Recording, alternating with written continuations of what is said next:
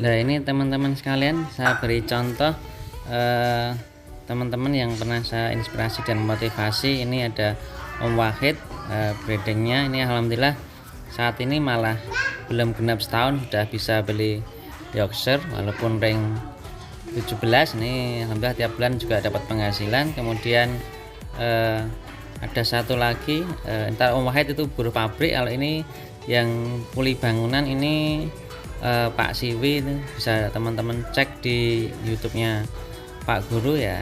Ini juga kuli bangunan, alhamdulillah 3 bulan ini sudah panen anakan dan panen uang tentunya teman-teman sekalian. Langkah-langkah yang telah tertempuh melesatkan kita ke tujuan. Waktu-waktu terus buktikan cuma kita yang semakin di depan. Oke, assalamualaikum warahmatullahi wabarakatuh. Halo teman-teman sekalian, ketemu lagi sama Pak Guru ya, masih di channelnya Jemariku Kreatif ya. Kita lanjutin sesi kita yang kemarin ya. Sekarang kita sesi yang keempat adalah cara bagaimana kita sukses untuk beternak kenari teman-teman. Jadi di cara keempat ini ya Pak Guru akan memberikan bagaimana kita memotivasi dan merubah mindset kita teman-teman. Jadi cara keempat adalah memotivasi beternak kenari dan merubah mindset atau merubah pola pikir ya. Jadi ini sesuatu yang saya temui di kehidupan masyarakat sehari-hari teman-teman ya. Jadi kalau kemarin sudah saya teman-teman tentang penggunaan sosial medianya sudah Pak Guru Kompas tuntas habis ya. Ini baru buka warungnya teman-teman, warungnya belum digunakan untuk jual beli ya kemarin teman-teman. Tapi di cara yang keempat ini ya Pak Guru hanya akan membedah ya bagaimana kita memotivasi diri kita dan merubah pola pikir kita teman-teman.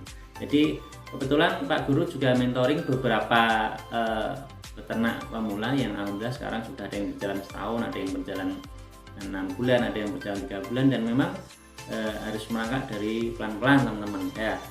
Historinya gimana teman-teman? Historinya gini, ini mohon maaf teman-teman ya, bukan mengecilkan pekerjaan seseorang, tapi kita harus realistis dengan hidup ini teman-teman.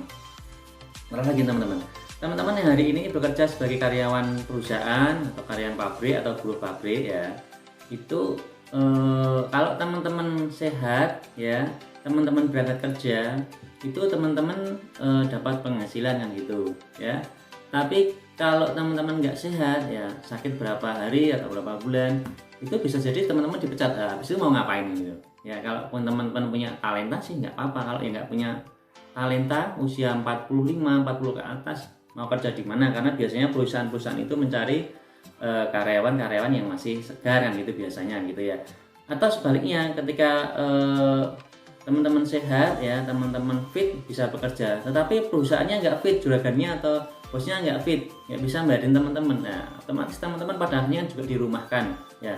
Jadi ini saya menemui banyak kasuistis ketika teman-teman yang banyak mengeluh ke saya, datang ke saya di usia 50-45 sudah berhenti dari perusahaan, skill nggak punya, lain sebagainya ya, mau ngapain kan itu. Maka saya saranin untuk punya usaha kan gitu ya, punya kewirausahaan yang itu bisa kita rintis teman-teman semuanya, tinggal keuletan dan kesabaran kita ya. Atau teman-teman yang maaf ya, yang pekerjaannya menggunakan fisik namanya, contoh teman-teman jadi tukang bangunan atau kuli bangunan ya, itu semua kegiatan non formal, pekerjaan non formal kita itu kan hanya mengharapkan dari gajian yang kita lakukan karena kita bekerja. Nah, kalau kita nggak bekerja ya nggak digaji ya, beda dengan pegawai negeri mungkin kan gitu toh. Nah, kadang-kadang karena libur panjang dan sebagainya tetap digaji sama negara itu kan gitu, tapi itu kan pilihan hidup kan itu. Nah, kita cerita sesuatu yang real teman-teman. Jadi yang real itu adalah ketika dia jadi tukang bangunan ya, kalau lama kelamaan kan fisik juga semakin tua, usia semakin tua, otomatis fisik juga semakin lemah. Pekerjaan pun nggak akan secepat ketika kita masih muda teman-teman ya. Nah, otomatis yang akan membutuhkan skill kita ya, tenaga kita itu juga akan semakin sedikit ya. Maka saya selalu menyarankan teman-teman punya usaha ya, usaha. Nah, kita punya komparasi teman-teman ya, punya komparasi. Kenapa saya kok pada akhir ini memilih kenari ya? Jadi ini mohon maaf teman-teman, saya juga pencinta lovebird ya. Saya juga breeding lovebird. Tapi saya orang yang realistis, saya belajar dari beberapa orang yang bisnis itu, walaupun nggak bisnis di burung ya. Ketika di satu produk itu melemah ya, maka kita ekspansi di produk yang lain kan gitu loh ya. Jadi kalau taruhlah ya, ini mohon maaf teman-teman, kalau hari ini lovebird yang sayur itu hijau itu harga hanya 30-25, itu ketika dikuruskan dengan biaya operasional itu sudah nggak masuk kan gitu. Makanya kita nggak nerusin itu ya, kecuali kalau teman-teman hari ini mungkin mainnya di apa itu Biola Sadel atau Biola BB atau di Dan Palo atau Yellowfish lah, itu mungkin masih menggiurkan teman-teman ya, masih menggiurkan walaupun mungkin pasarnya tidak seramai dulu kan gitu ya. Tapi kalau kenari memang banyak teman-teman yang lovebird mania juga lari ke kenari mania kan gitu ya. Ya semata-mata karena menurut saya itu kita harus realistis, pasar mana memang sekarang ini yang menjual kan gitu ya. Kalau pasarnya nggak menjual memang kita harus antisipatif kan gitu ya. Jadi apa itu kita harus berpikir bagaimana punya usaha ya. Komparasi yang lain taruhlah gini teman-teman, kalau kita hari ini ya mohon maaf ya, kalau orang desa itu pelihara kambing memang mereka asli petani kan gitu, nggak seperti kita ya, hanya untuk cangkingan pakan ke rumah, dikasihkan kambing nanti bisa dijual ya. Jadi kalau kita punya kambing taruhlah beri indukan harga 2-3 juta ya, terus beranak itu menjadi bisa dijual dan menguntungkan itu sekitar 6 bulanan ya. Teman-teman bisa bayangkan kalau selama 6 bulan itu teman-teman per hari disuruh cari rumput dihargai 5.000 per hari, apakah teman-teman mau kan gitu ya? Kalaupun mau berarti kan sebulan itu ya kita mengeluarkan kocek untuk bayar orang cari rumput itu sudah 150.000. Kalau 6 bulan berarti ada sekitar 900.000 yang harus kita keluarkan. Jadi kalau satu anak kambing teman-teman itu berharga 2 juta ya, pada 6 bulan itu ternyata harga kambing kita itu hanya 1.100.000 gitu teman-teman ya. Jadi sesuatu itu memang kalau Pak Guru itu saya kalkulasi secara finansial ya, untung dan ruginya, maka kita akan tahu kapan kita akan menjual produk kita sehingga kita itu memiliki apa itu keuntungan yang cukup bisa dirasakan ya. Jadi itu tadi teman-teman cara Pak Guru memotivasi teman-teman yang ada di stanya Pak Guru untuk berubah mindsetnya ya. Pada akhirnya mereka memang satu demi satu sudah berubah pikiran dan sekarang sudah merasakan ya, ada yang mungkin sebulan 1 juta, ada yang sebulan 2 juta lah ya, itu kemampuannya masing-masing teman-teman ya, dan rezekinya memang masing-masing.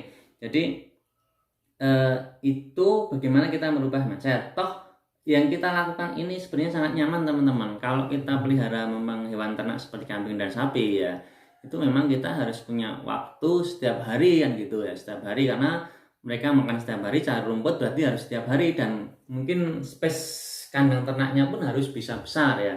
Tapi kalau teman-teman hanya pengen ternak kenari 8 ekor taruhlah ya, cukup mungkin cari kandang ukuran 30, 40, 50, taruh tempat dinding gini aja ya, ada 4 kandang di atas, 4 kandang di bawah, itu udah 8 ekor, tidak akan memakan space. Dan tentunya teman-teman bisa disambi. Jadi kalau teman-teman mohon maaf yang kerjanya itu jam 8 sampai jam 4, teman-teman habis subuhan masih bisa ngerawat burung ya, terus kemudian malam masih bisa merawat burung, dan teman-teman kalau ditinggal agak lama 3 hari atau 2 hari lebih gitu sudah tidak apa itu menggantungkan tetangga, karena teman-teman bisa kasih pakan yang lebih banyak di situ, dan insya Allah burungnya masih aman ya. Itu ya, jadi itu bagaimana cara kita merubah motivasi kita ya. Nanti apa itu kita akan bisa berpikir kapan itu mahal dan tidak ya, karena mahal dan tidak itu nanti akan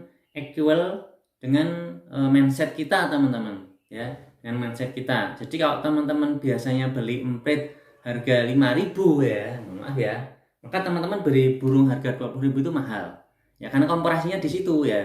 Tapi kalau teman-teman nanti sudah mulai beternak agak lama itu upgrade terus, nanti teman-teman akan tertawa dengan sendirinya. Dulu Pak Guru taruhlah beli burung 250.000 itu mahal, ternyata sekarang Pak Guru beli Yorkshire harga 4.000, 5.000, 6.000 itu sesuatu yang menurut saya wajar ya. Ya murah sih enggak, memang wajar. Wajar artinya ternyata equal atau sebanding dengan keuntungan yang Pak Guru dapatkan kan gitu loh. Dengan satu indukan harga 6 juta itu ternyata dalam waktu 2-3 bulan itu saya bisa mengembalikan lebih dari modal yang saya dapatkan kan gitu. Karena semua bisa terkalkulasi. Jadi teman-teman selalu saya bilang ya, di breeding kenari itu yang paling penting pertama itu adalah kita memanage ya, memanage atau mengolah bisnis kita. Jadi teman-teman jangan hanya terburu melihat hijaunya rumput tetangga ya, di sana tetangga berhasil, tetangga bisnis kenarinya lancar dan sebagainya, tapi melalui proses yang panjang. Nah itu kita belajar dulu manajemen bisnisnya, kita kalkulasi kan itu. Ini ya terus terang saya jujur saya belajar dari teman-teman yang apa itu teman-teman Tionghoa yang ada di sini itu, teman-teman keturunan itu memang cara mereka berbisnis ya sebagian seperti ini. Jadi kita kalkulasi tentang tadi saya bilang selalu bahwanya bisnis itu bicara tentang untung rugi yang itu teman-teman. Jadi harus kita manage dengan baik ya. Jadi itu tadi bagaimana kita memotivasi diri kita, merubah mindset kita, pola pikirnya dirubah teman-teman. Dengan teman-teman merubah pola pikir ini, siapa tahu dari usaha rumahan teman-teman itu mendatangkan rezeki yang barokah tersendiri, sehingga teman-teman bisa mungkin menyekolahkan anaknya lebih tinggi gitu ya. Harapannya seperti itu ya. Dan yang paling nyaman teman-teman adalah kenapa Pak Guru selalu bilang perkuat ini dan kita punya produk ya, karena dengan kita punya produk di rumah ya, teman-teman mau cari uang BU ya mendadak itu sangat mudah teman-teman ya. Teman-teman cukup posting barang yang teman-teman punyai di sini ya, BU gitu, nanti dijual harga standar. Setelah ada orang konfirmasi, teman-teman lepas dengan harga yang wajar atau yang disepakati ya. Malam itu mungkin jam 9 malam, jam 10 malam teman-teman punya finansial, teman-teman punya apa itu cuan kan itu, punya uang, sehingga bisa pagi teman-teman bisa untuk kebutuhan anak dan istri dan lain sebagainya. Itu adalah cara keempat yang Pak Guru sampaikan ke teman-teman, yaitu apa tadi teman-teman? Yaitu memotivasi diri sendiri ya, dan merubah mindset, merubah pola pikir kita. Tentunya teman-teman harus mempunyai komparasi kan gitu lah. Ini semoga menginspirasi teman-teman ya, sehingga teman-teman bisa breeding kenari dengan baik ya. Nanti teman-teman bisa lihat di channelnya Pak Guru yang lain, video yang sudah ada itu, ketika ada burung pabrik ya bisa dapat hasil dari situ. Sekarang sudah punya Yorkshire, ketika ada burung bangunan dari situ ternyata juga berhasil. Nah itu.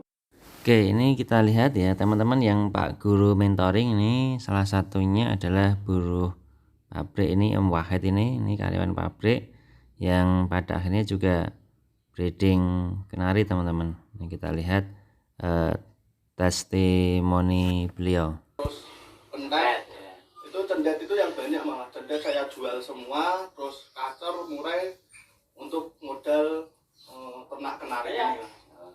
Jadi memang kemarin-kemarin Mas Wahid ini spesialis jantannya adalah cendet, dan sebagian ini ya tidak apa itu langsung berbentuk uang cash teman-teman, tetapi dari hasil jual kicauannya itu kemudian digunakan untuk modal kerja seperti ini. Ini teman-teman, selain Om Wahid ada juga Pak Siwi, ini buruh bangunan sehari-hari. Ini juga Pak Guru mentoring untuk breeding kenari ya. Alhamdulillah lebih dari 3 bulan ini selalu bisa panen anakan ya. Paling enggak kalau setiap 2 minggu itu mesti aja ada anakan yang bisa dikeluarin dari kandang breeding kenari beliau. Jadi yang paling penting memang merubah mindset atau mentalitas untuk breeding kenari itu sangatlah penting ya teman-teman sekalian ya. Ini jadi, dan habis itu nanti tinggal konsistensi teman-teman dalam berusaha dan merawat dari apa itu kenari-kenari yang teman-teman punya. Nanti di cara yang kelima Pak Guru akan ajarkan bagaimana cara teman-teman mendapat daya dukung dari keluarga, khususnya istri teman-teman ya. Kalau video ini bermanfaat untuk teman-teman, silahkan teman-teman subscribe channelnya Pak Guru ya. Yang belum subscribe yang sudah, ya terima kasih. Oke, Pak Guru akhiri sampai di sini. Akhirul kalam, wassalamualaikum warahmatullahi wabarakatuh. Ya, see you teman-teman sekalian.